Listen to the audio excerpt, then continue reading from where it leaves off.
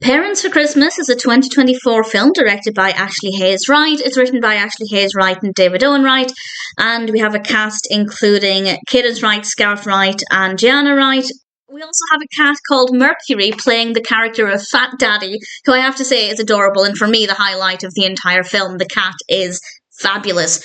Unfortunately, while I like the narrative, and I think it's potentially eye-opening for different perspectives, there are quite a few things that just don't work about this, which is a shame because I think it's a really good idea. The concept really appealed to me. It's about children who are in a foster home or a care home, and against the holiday season backdrop, of course, and a new girl joins. There are two of them originally, and then the third girl joins, and she's very rough. She has a very strong exterior, but obviously underneath that exterior there is a real person with real emotions, and that is a concept really appealed to me.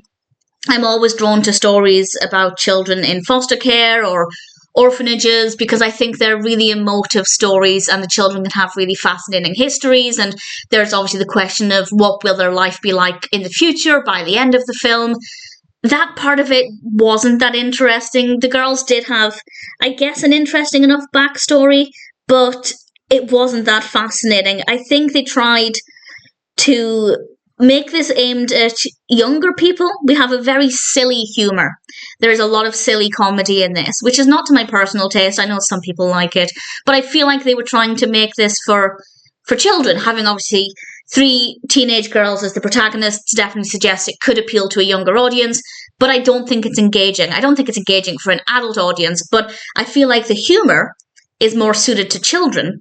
Not very young children, but preteens, young teenagers maybe. But the narrative, I think, would not be engaging for a younger viewer, or indeed an older viewer. So it's kind of unclear to whom they're aiming this, because I don't think it's aimed at anybody. I don't think they got the tone right.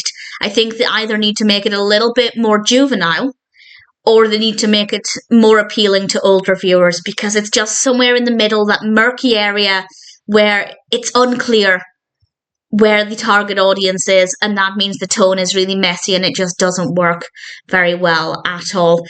And the other things that don't work well, some of the acting's not great. Some of it's fine, but some of it does seem very stilted, like they're reading from scripts, and the camera angles are often pretty bad, and the lighting is not great as well for pretty much the bulk of the film. It's not completely in darkness, but there are a lot of scenes that could benefit from better lighting. I'm not saying everything needs to be very brightly lit, but a lot of the time it was just very dull and not very engaging to look at. So the narrative is in theory interesting, and I was curious to find out what would happen with the girls by the end of the film. I was curious to see what their friendship would be like, and if we'd start to break down the barriers that the new girl had put up in front of her. And I won't say exactly what happens there, just in case you decide to watch it. But I guess the point there is that the narrative is okay. It's not amazing, but it works. But unfortunately, the comedy, they try to, well, some people might think it's comedy. I don't think it's funny. But that part of it makes it really unclear who they're aiming it at, because I don't think it's engaging for a younger audience, apart from those moments of silly comedy. But I don't think it's engaging enough for an older audience either. So it's kind of aimed at nobody. I don't think they got that quite right. I don't think they made that very clear. And it's not one of those films that's great for the whole family either. It's definitely not the case.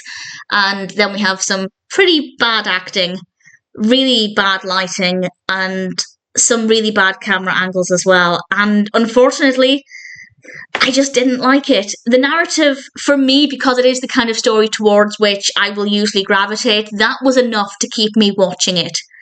Had the narrative been about something else, but we had that level of acting, lighting, camera work, etc., then I probably would be sitting here saying it's unwatchable. So I would only recommend it if the narrative really, really, really appeals to you. If it doesn't, then I don't think there's enough in this to keep you entertained. Unless you really love silly humour, in which case maybe it would appeal to you. But honestly, I don't think they quite got a target audience nailed down. And that's not to say a film can't work without a solid, clearly defined target audience. But because there are so many other problems with it, that's just one other aspect that makes it really poor and not great to recommend, because there's just very little about this that works really well. Parents for Christmas is a nice idea. The narrative is okay, and the cat is adorable. But other than that, it's not a good film, and I'd only recommend it if you really, really, really have a strong interest in that kind of story.